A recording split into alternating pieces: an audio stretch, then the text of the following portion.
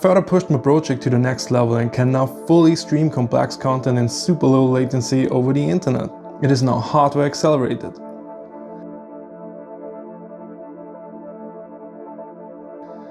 The new design is extremely low latency and very low power, which makes it even usable for gaming over the internet on a battery powered device.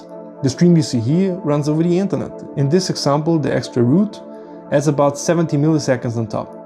I chose this setup to show that even under rougher network conditions you get a useful result. The streaming pipeline is so fast I can easily drive this vehicle here. Oh, nuts. It's really fast, I'm just a backgamer. I've optimized the software so that even some weak links in the path can be compensated to some extent. I personally would always prefer a local setup for playing games, but since gaming is the pinnacle of low latency streaming, I chose this demonstration.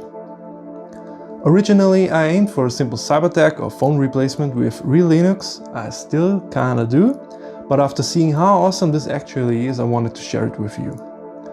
For fast-paced games like competitive multiplayer shooters where you play against real humans over the internet, probably forget it. But for many other games it's not just a benchmark demonstration, it really works and you can build your own gaming deck, you can play every game you have on your PC on a stable connection.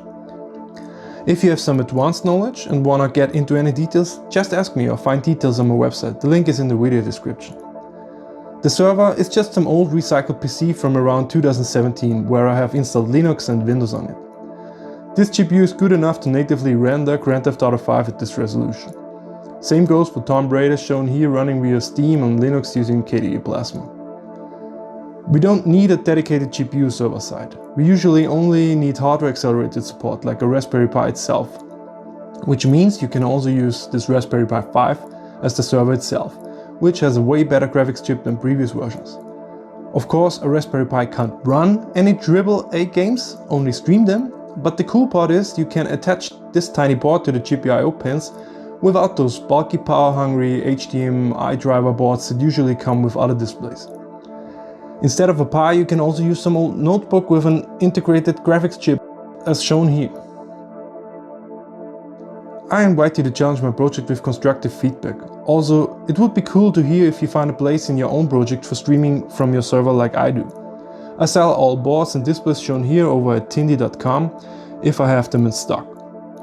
Some boards you can redesign yourself using my hardware design files for reference.